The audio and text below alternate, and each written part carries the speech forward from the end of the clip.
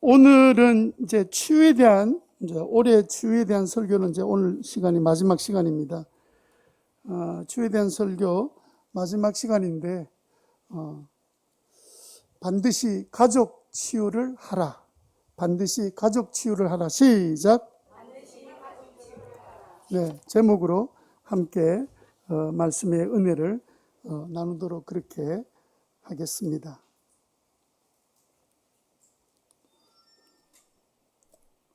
얼마 전 새벽에 미국 기자들이 깜짝 놀랐습니다. 빌 게이츠의 트위터에 글이 올라왔습니다. 세계 최고의 부자 빌 게이츠가 우리 부부 이혼합니다 라고 발표한 거예요. 빌 게이츠는 최고 컴퓨터 프로그램 개발자로서 잘 알려져 있습니다. 여러분 보시는 그 빌과 멜린다 게이츠는 미국 내 이름난 인고 부부입니다. 사람들이 빨리 은퇴하고 이 빌과 이제 멀린다 게이츠가 보통 가난한 나라 아프리카 이런 나라를 위해서 수조씩 이렇게 기부해서 고통당하는 사람들을 건져낼 뿐만 아니라 이번 코로나19 해결을 위해서 가난한 나라에 엄청난 돈을 이미 내놓았습니다. 그래서 다들 미국 사람들은 빌 게이츠 부부처럼 살아야 되지, 이렇게 다들 인생 성공의 모델로 삼는 인물이 바로 이 두 사람입니다. 그런데 이게 웬일입니까? 우리 이혼합니다 라고 27년 만에 이혼한다고 발표하게 되었습니다. 사람들이 깜짝 놀랐어요. 왜 갑자기 이혼할까? 이혼 사유는 잘 모릅니다. 소문에는 문란한 빌 게이츠의 성생활 때문이다, 바람이 났다, 뭐 이런 이야기가 나옵니다만은 두 분이 공식적으로 발표하는 내용은 뭐냐면 우리는 더 이상 다음 단계로 나아가기 위해서는 부부 생활을 계속할 마땅한 이유를 찾을 수 없다. 굉장히 좀 어려운 말이죠, 그죠? 하여튼 이혼하는데 이유들이 굉장히 아름다워요. 이혼할 때마다. 그런데 하여튼 이들도 그렇게 우리 더 이상 발전할 그런 것들이 도무지 찾아볼 수가 없다. 그래서 몇 년 동안 이 아내가 고민하다가 이를 결정했다라는 뉴스까지는 우리가 듣게 되었습니다. 그 다음 나온 기사들을 통해서 보면 돌이킬 수 없는 파경에 이르렀다. 돌이킬 수 없는 파경이 뭔지 모르겠습니다. 우리 같으면 그렇게 돈 많으면 막 그냥 살 것 같이 보이는데 그렇지 않은가 봐요. 원인을 가만히 뒤져보면 빌 게이츠가 가족들에게 많은 상처를 준 것 같습니다. 얼마 전에 전 가족이 카리브의 작은 섬에 여행을 떠났는데 엄마와 세 자녀가 떠나면서 아버지는 쏙 빼버렸습니다. 아버지는 오지 마시라 초대를 하지 않았습니다. 그냥 가족들이 아버지 꼴이 보기 싫은 거예요. 뭘까요? 도대체 무엇이 문제인지 분명한 것은 아버지에게 상처를 자녀들과 아내가 받은 거예요. 여러분, 우리는 누구에게 상처를 가장 많이 받을까요? 우리는 가장 가까운 가정에서 상처를 가장 많이 받습니다. 왜 우리는 다른 사람보다는 가족들에게 더 상처를 많이 받을까요? 우리 안에 가족에 대한 기대가 크기 때문에 그렇습니다. 적어도 가족이니까, 남편이니까, 아내니까, 부모니까 이렇게 해주는 것이 마땅하다, 그렇게 기대를 하잖아요. 그런데 기대만큼 상처도 큰 법입니다. 빌 게이츠 씨는 일 중독자예요. 24시간 동안 16시간 일하고 8시간 동안에 잠자고 쉬고 이러면서 자녀를 만날 시간이 없는 거예요. 자녀들이 꼭 필요한 청소년 시기에, 어린 시절에 아버지는 옆에 없었습니다. 그러니까 이렇게 된 경우에는 대개 다 자녀들이 부모로부터 상처를 받는 경우들이 많습니다. 우리나라 요즘 발표된 조현병, 이 정신분열증인 조현병 환자가 50만 명이라고 발표가 나왔습니다. 100명 중에 1명이래요. 우리 교회 교인 100명 중에 1명이 조현병 환자다, 이렇게 보는 게 맞습니다. 여러분, 그들의 이야기를 들어보면 전부 다 그들이 이렇게 정신적인 고통을 당하는 이유가 뭐냐면 가족들에게 상처를 받았다는 거예요. 남에게 상처받아서 조현병이 걸린 것이 아닙니다. 여러분, 조현병 환자가 50만 명이면 경계선 환자가 있습니다. 그냥 경계선 환자는 뭐냐면 그냥 갔다 가신 분들이 있잖아요. 이게 이제 조금만 지나면 이제는 조현병이 발병할 수밖에 없는 사람은 프로테지가 더 높습니다. 그러니까 50만 명의 조현병 환자 같으면 수백만 명이 조현병 가능성을 가지고 살고 있다, 이렇게 봐도 무방합니다. 그럼 이들이 도대체 누구에게 상처를 받았습니까? 가족들에게 상처를 받은 거예요. 우리 신자들은 어떨까요? 신자들의 가정은 전혀 상처를 안 받겠습니까? 신자의 가정이니까 하나님이 특별히 이렇게 아주 그냥 방패로 다 보호해 주셔서 아무런 일이 없을까요? 저는 생각에 신자의 가정은 일반 가정보다 더 상처받을 건덕지가 더 생겼다고 생각해요. 이게 은혜가 더 큰 자리에는 항상 상처도 더 따라오게 됩니다. 여러분, 신앙생활 할 때 우리가 은혜를 충분히 받지 못하면 상처를 그만큼 받게 되는 거예요. 인간은 죄성이 있는 데다가 약해서 은혜를 못 받으면 자살로 상처받습니다. 별것 아니고 특별한 상처 준 것도 아니고 남의 경우를 생각하면 그거는 뭐 상처도 낼 수 없는 상황인데도 불구하고 자기는 상처를 받고 있는 거예요. 문제는 하나님의 은혜가 없기 때문에 받는 겁니다. 여러분, 누구나 다 마찬가지겠죠. 저도 마찬가지고. 여러분들은 어떻습니까? 여러분 가정은 어떻습니까? 여러분 가정에는 상처가 없습니까? 아주 완벽한 가정입니까? 아, 우리 집은 상처가 없어요. 그런 가정이 있으면 제게 좀 알려주세요. 저 그 집에 좀 살고 싶어요. 예, 그런 가정이 세상에 있겠습니까? 전혀 상처 없는 가정. 그것은요, 이 땅에서는 불가능한 일입니다. 왜 그러냐면 하나님을 떠나 살아가는 인생, 떠나지는 않았으나 자주 하나님을 무시하고 살아가는 인생 가운데는 같은 하는 말이나 행동이, 생각이 하나님을 떠나 있기 때문에 자기가 한다고 하는 것이 최선이 아니라 최악의 경우들이 일어나는 것은 하나님을 떠난 인생, 죄성을 가지고 있는 인생의 숙명인지도 모릅니다. 부모는 정말 사랑하고 염려해서 말을 한 건데 자녀들은 상처를 받는, 그게 우리 인생인 거예요.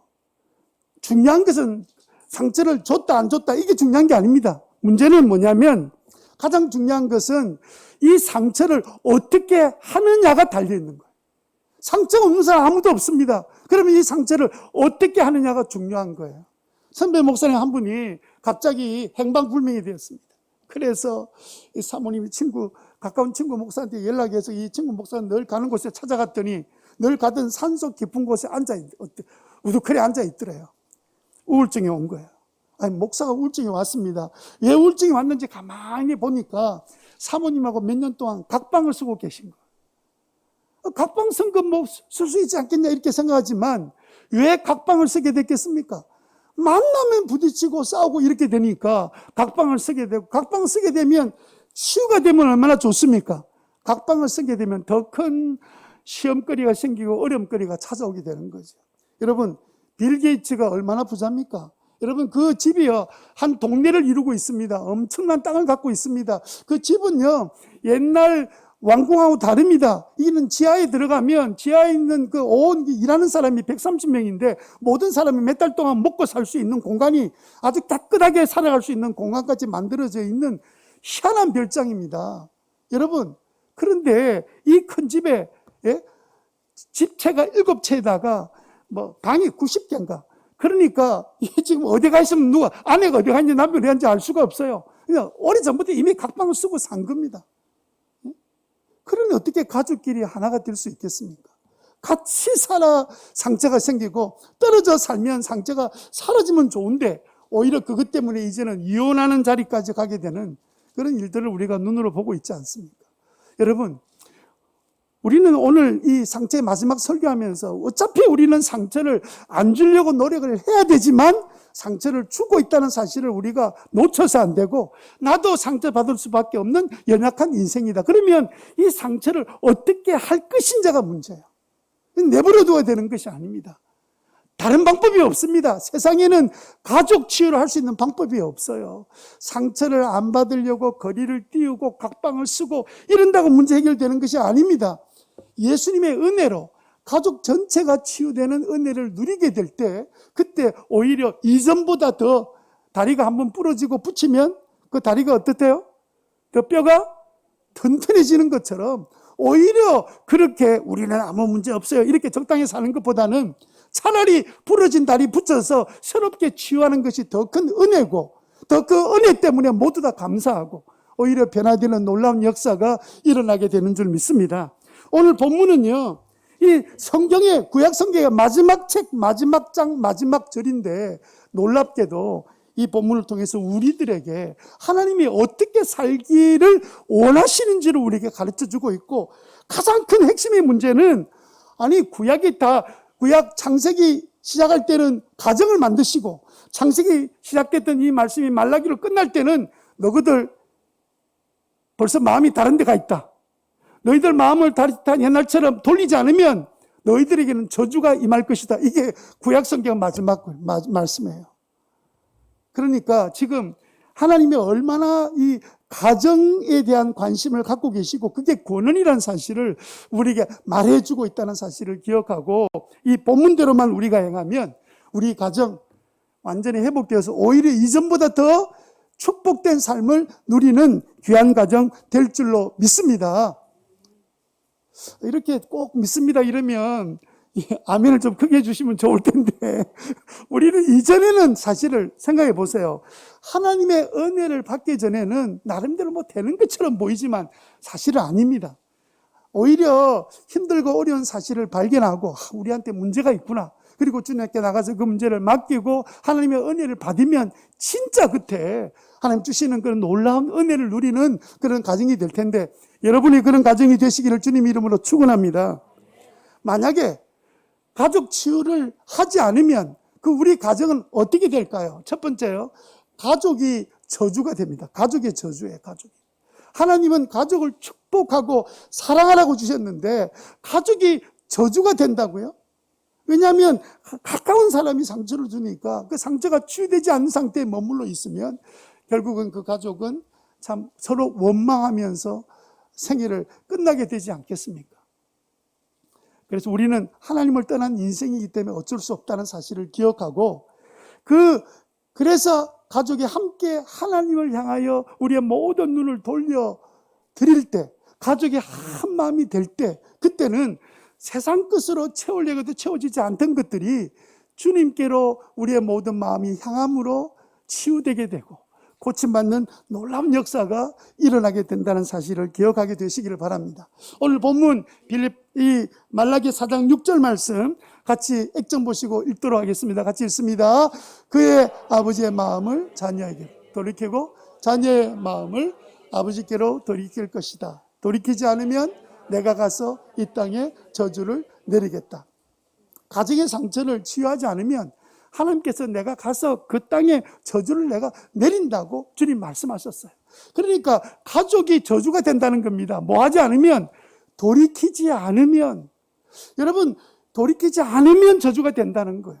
그래서 여러분, 우리가 오늘 말씀을 통해서 우리 아버지들, 부모들이 마음을 돌이키셔야 되고 자녀들도 마음을 돌이켜야만이 하나님 주시는 이 약속의 말씀처럼 저주가 임하는 가정이 되지 않을 수 있습니다. 작년 12월 달인가요?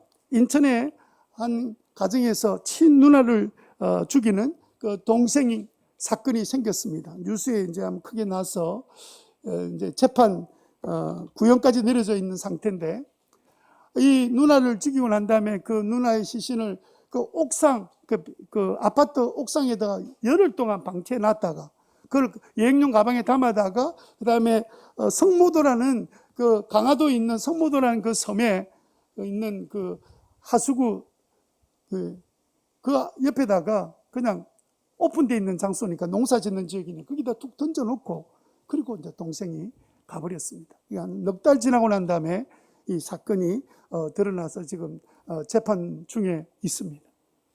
이 가정에 일어난 사건의 그날을 이렇게 돌아보면, 그날도 동생이 이렇게 고등학교 때부터 늘 가정에 애매기고 뭐 이러면서 시골에 부모님 계시고 이제 이 인천에다가 방을 하나 얻어서 이제 누나하고 남동생이 같이 생활하고 있는데, 계속해서 일 안 하고 그냥 이러면서 27된 동생이 그날 또 술을 마시고 들어와가지고 막 이렇게 하니까 이 누나가 너무 속이 상해가지고 동생한테 계속 잔소리를 했습니다. 너 그래가지고 어쩌려 이러냐. 내 엄마한테 아버지한테 일러 바칠 거야. 너 인간 되겠냐.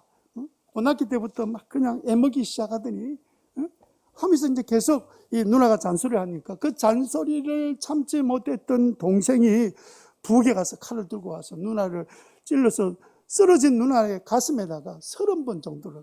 그러니까 정신이 완전히 나가버린 거죠. 여러분, 이 사건을 가만히 돌다 보면요, 막 둘이는 둘이라 그렇다 합시다. 그 부모님은 어떻게 됩니까? 자식이라고는 달랑 둘인데 그 동생이 누나를 그렇게 무참히 찔러서 30분에 찔러서 죽였습니다. 동생이 살인범 되고 누나는 이제 죽었어요. 그 부모는 어떻게 살란 말입니까? 어떻게 살겠습니까? 이 부모가 과연 살 수 있겠습니까? 이거는 사실 어떻게 보면 가정에서 생긴 일 중에 가장 큰 재앙이고 저주입니다. 제가 보기에는요, 부모님이 자녀들을 어떻게 이렇게 마음을 돌아서서 그 자녀들을 어떻게 양육해야 될지, 자녀들은 부모를 향해서 어떤 마음을 가져야 될지 전혀 그냥 아들 키워서 먹여 살리고 직장이나 학교나 보내고 직장 보내고 이게 이제 단줄 생각하고 이렇게 키웠는데 이게 이제 아들이 하나가 뺏당하게 그냥 벗어나기 시작하면서 온 가정이 이제 완전히 엉망진창이 돼버리고 만 거지.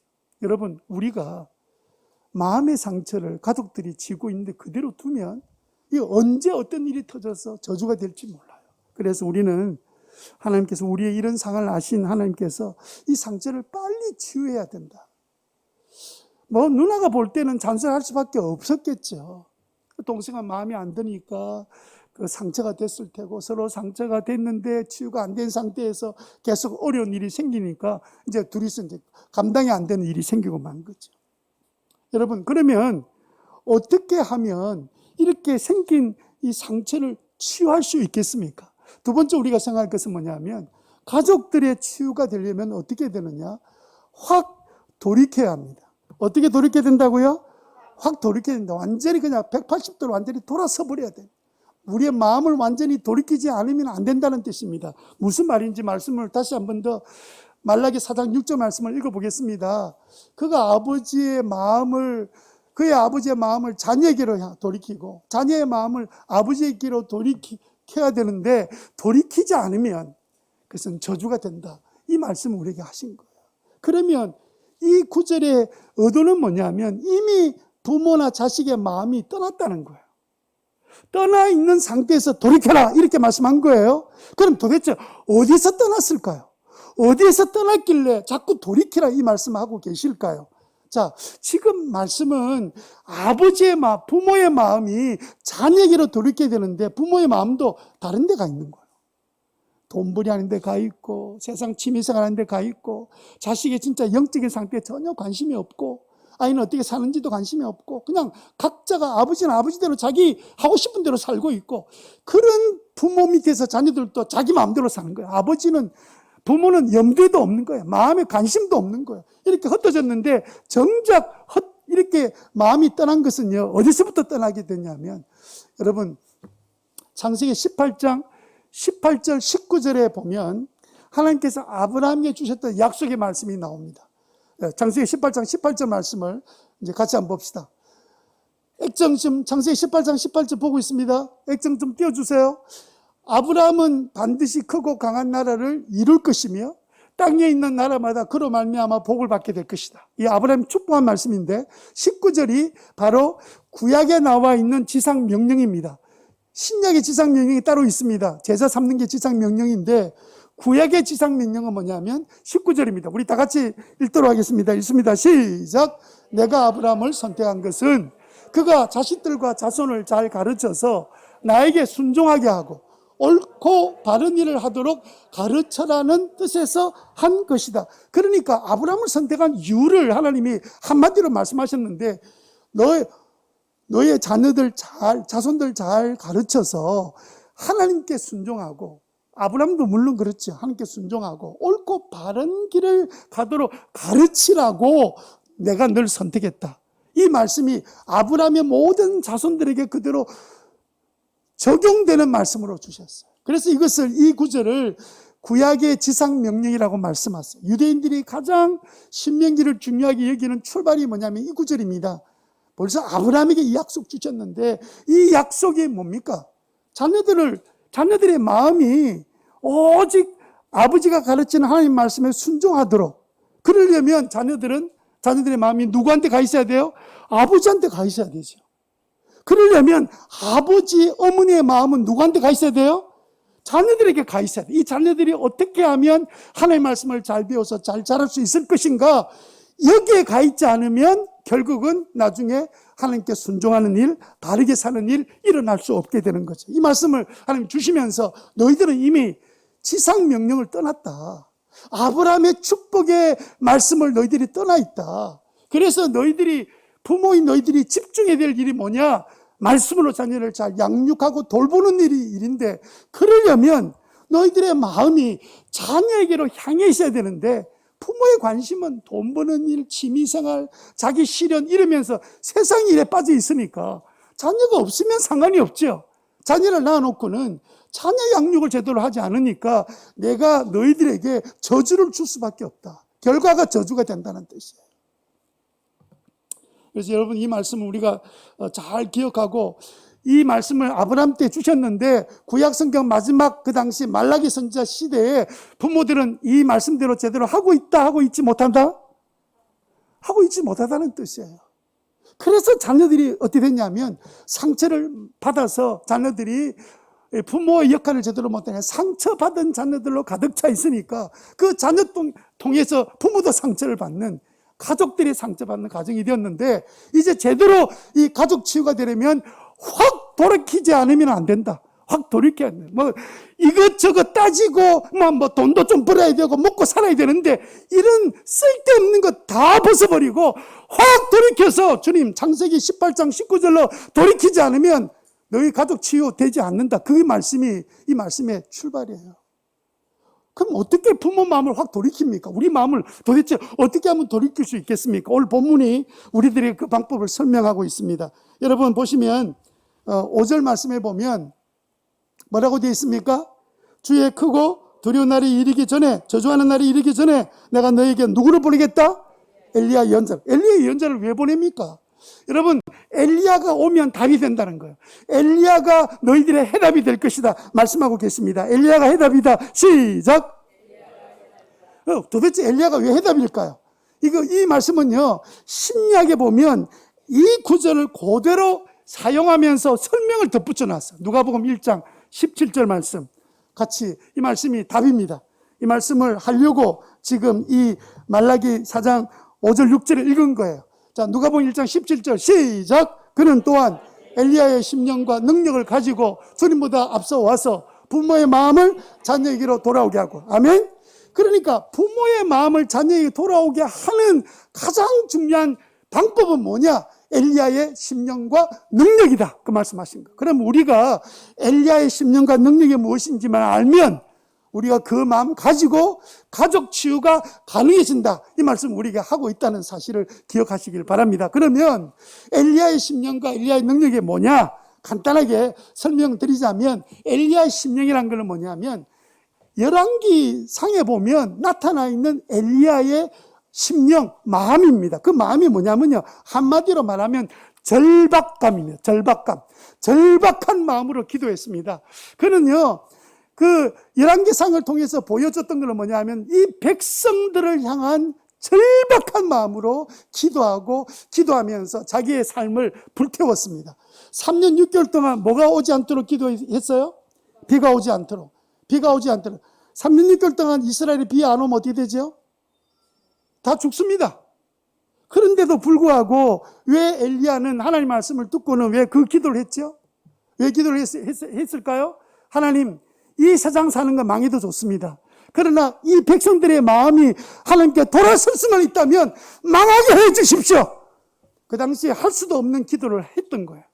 이런 절박함이 있었기 때문에 이스라엘 백성들이 돌이킬 수 있었습니다. 우리는 막 자녀들이 뭐 하나님 안 믿어도 하는 일 잘 되게 해주시면서 돌아서게 해주십시오. 여러분, 그래가지고 돌아서는 자녀 봤습니까? 예? 예? 하나님 배반하고 살면서도 자녀들 잘 되게 해주세요. 우리는 그렇게 주로 기도합니다. 어떻게 자녀들이 돌아옵니까?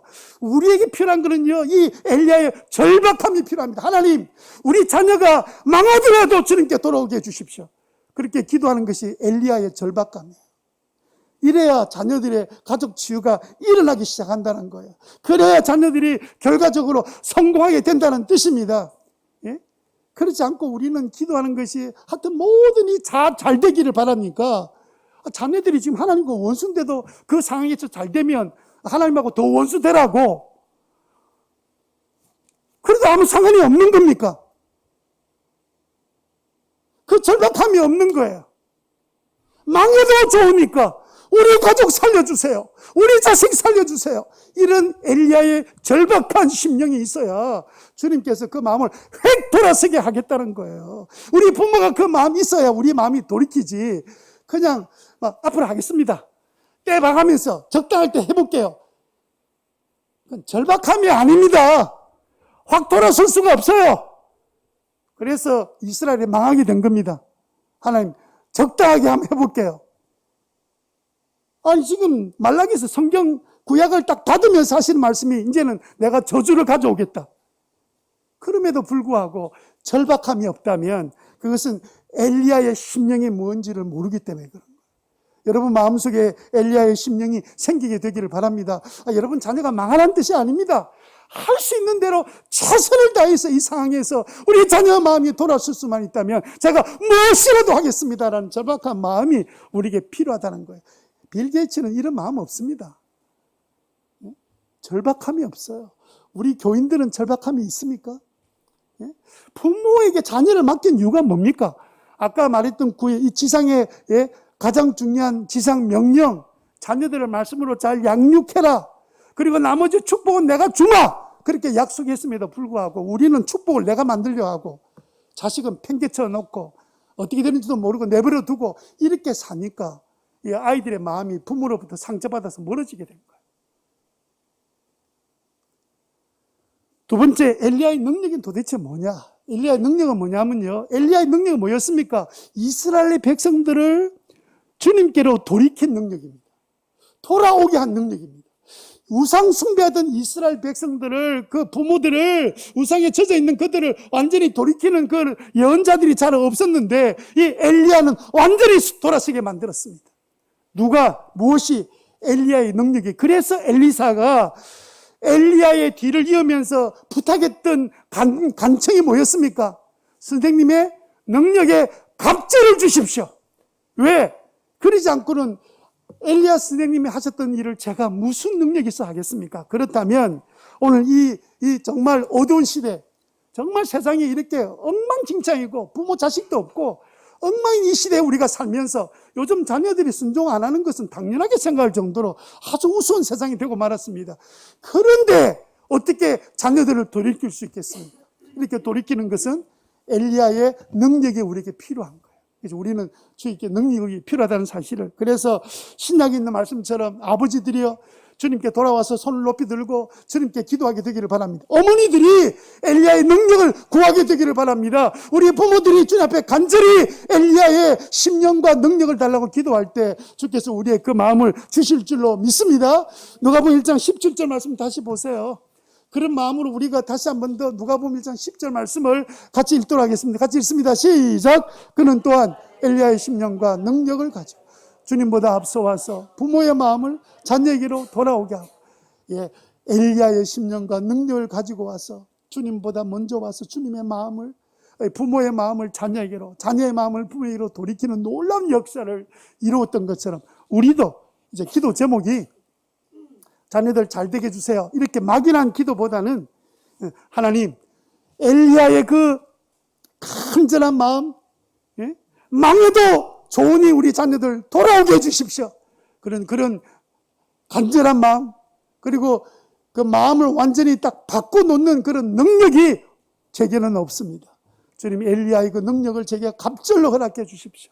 그렇게 기도할 때 가족 상처들이 치유되는 놀라운 역사가 일어나면서 아브라함에게 약속하셨던 지상명령 창세기 18장 19절 바로 앞에 18절에 보면 너를 모든 민족 위에 가장 뛰어난 민족이 되게 해주시겠다는 그 약속의 말씀을 19절 마지막 구절에 보면 19절 마지막 약속과 더불어서 내가 너에게 아브라함에 약속한 축복을 너희들에게도 주겠다 약속을 우리에게 하셨어요. 그 축복을 누리는 저와 여러분 되시기를 주님 이름으로 축원합니다. 자, 그럼 우리가 이런 엘리야의 그 심령과 능력을 가지고 우리의 마음이 확 돌아서게 되면 어떤 일이 벌어질까? 세 번째, 가족이 저주가 아니라 가족이 복이 됩니다. 첫 번째는요, 내 자신이 복받는 인생이 됩니다. 다 용서가 돼요. 그때부터 하나님께서 복을 내려주시는데 놀라운 역사 일어나요. 말라기 4장 6절 말씀처럼 이제 아버지의 마음이 자녀에게로 향하고 자녀의 마음이 부모에게로 향하는 놀라운 역사가 이 땅에 내리니까 더 이상 이 세상의 저주는 내릴 수 없게 되는 거죠. 그래서 주님께서 너희들이 돌이키지 않으면 저주를 내린다 하셨지만 만약에 돌이키면 뭘 주신다는 거예요? 예, 약속의 복을 주신다는 거예요. 그래서 우리는 축복받는 인생이 되는 줄로 믿습니다. 두 번째로 우리가 먼저 마음을 돌이키면 두 번째는 우리 가족이 복을 받아요. 우리 가족이 복을 받는다는 게 뭡니까? 하나님을 경외하고 믿음으로 돌아와서 서로 용서하고 하나 되는 놀라운 역사를 가정에 부어주시겠다. 누가복음 1장 17절 말씀, 10절 말씀처럼 그런 놀라운 역사가 우리에게 일어나게 해 주시겠다고 말씀해 주셨어요. 그 약속의 말씀 믿고 살아가는 저와 여러분 되시기를 바랍니다. 그래서 이 다음 PPT 띄운 거 보시면, PPT 그 다음에 보시면 세 번째로 하나님이 축복하시는 명품 가문이 됩니다. 하나님이 축복하시는, 여러분 가정들이 다 하나님의 축복받은 명품 가문이 되시기를 바랍니다. 자꾸 사람들이 공부를 자식 중에 잘해야 되는 줄 알고 있는데 필요 없습니다. 하나님이 복 주시면 공부 잘하는 자녀도 생기게 되고 하나님의 은혜가 주어지는 거지 거꾸로 생각하지 마세요. 내가 열심히 돈 벌고 공부 가르치고 어느 세월에, 나이가 지금 내가 60이 넘었는데 무슨 세월에 해요? 예? 하나님 앞에 정신을 가다듬고 주님 앞에 매달려 기도하고 자녀들을 할 수 있는 대로 양육할 때 주님 놀라운 가정으로 주님께서 만들어 가시는 거예요.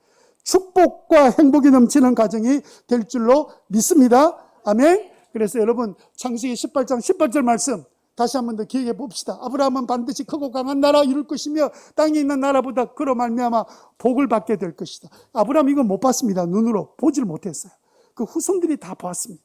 19절 말씀, 예? 내가 아브라함을 선택한 것은 그 자식들과 자손을 잘 가르쳐서 하나님께 순종하게 하고 옳고 바른 길을 하도록 가르치라는 뜻에서 아브라함을 선택했다. 우리를 선택하신 이유는 자녀들 잘 말씀으로 양육하면 복이 넘치는 역사가 일어날 것이다. 그 다음 PPT 띄우시면 하반절에 다 같이 읽겠습니다. 시작. 그의 자손이 아브라함에게 배운 대로 하면 나는 아브라함의 약속한 대로 다 이루어주게. 요거는 누구한테 주신 말씀? 우리들한테 주신 말씀. 아브라함의 후손들에게 주신 약속의 말씀. 이게 바로 19절에 나와 있습니다. 19절 하반절이에요. 이 약속의 축복을 누리는 저희들 되기를 바라고, 여러분 하나님의 복 받는 것은요, 하나님 주신 은혜를 우리가 잘 누릴 때 되는 거라고 딱 생각하시고 믿음으로 살려고 힘쓰고 해서는 여러분 되셔서 엘리야의 심령과 능력으로 여러분들의 마음이 자녀에게 돌이키고, 그리고 자녀도 이 놀라운 일을 통하여 부모에게로 마음이 향해지게 되면 부모가 말하면 무슨 말이라도 예 알겠습니다 순종하는 자녀로 바뀌어집니다. 요즘은 자녀 순종하는 것을 볼 수가 없고 참 희한한 시대 우리는 그런 걸 눈으로 어릴 때 보지를 못하고 살았다가 이제는 자녀들 세대에서 그런 거 보니까 젊은 사람들은 모르겠지만 저 같은 세대는요 기가 다 차는데 말을 못하고 그러면서 또 축복하고 칭찬하고 이렇게 살아야 될 희한한 시대에 우리가 살고 있습니다. 앞으로 어떻게 될지 걱정이 안 될 수가 없어요. 주님 말씀대로 하면 곧 저주를 내리도록 내가 내려오겠다. 부모들은요 자녀들이 그렇게 해도 뭐 엘리야의 심령이 있는 게 아니라 뭐 다 그렇대. 그게 세상 망하는 징조예요. 다 그런 게 어디 있습니까 성경에. 안 그런 가족도 천지로 있는데 지금 부모 말이면 그대로 순종하는 가정들이 얼마나 많은 줄 압니까? 그게 당연하게 이기면 안 돼. 우리는 막 절박한 마음을 달라고 엘리야의 그 심령을 달라고 기도하셔야 되고, 그런 마음이 계속 기도하면요 어느 날 진짜 그런 변화가 일어나요.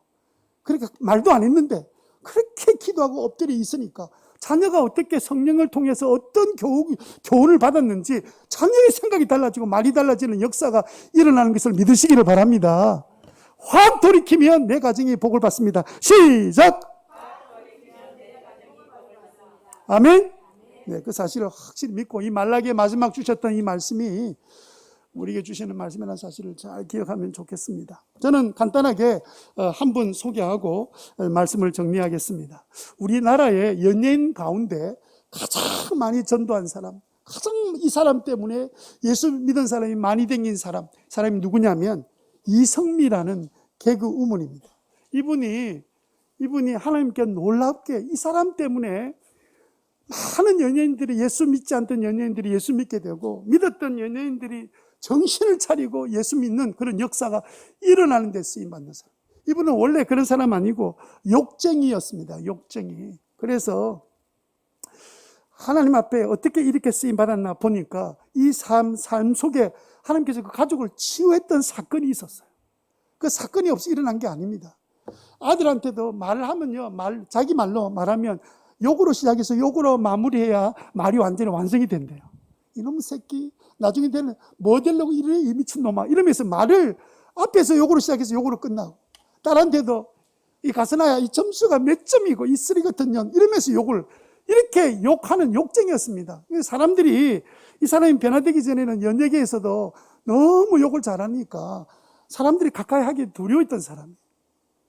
근데 이렇게 욕쟁이 되었던 이유가 뭐냐면, 태어나서 100일째 되는 날 어머니가 돌아가셨어요. 그리고 이제 또 엄마가 몇 명까지 생겼냐면 4명까지 생겼는데, 엄마가 이렇게 또 초등학교 1학년까지 다닐 때까지, 중학교 1학년 다닐 때까지 같이 있다가 또 엄마는 또 암으로 죽고, 3번째 엄마가 오고, 4번째 엄마가 오고, 이렇게 지내는 동안에 이 아이 속에 얼마나 상처가 많이 생겼는지, 그냥 그 사는 자체가 그냥 고통 덩어리였습니다. 이렇게 하다가 어느 순간에 예수를 믿게 되고, 결혼하게 되고, 교회 다니면서 집사가 되고, 그런데 하나님께서 은혜를 주시기 시작하신 거예요. 40일 특별 기도회 가서 기도하면서 은혜를 받고 변화되고 이 삶 가운데 있는데, 가족 치유가 안 되니까 여전히 그런데도 불구하고 자식들한테 욕을 계속 하고 있는 거야. 계속. 이게 가족 치유가 안 되니까 자식을 대할 때 태도하고 교인들 대한 태도가 다른 거야.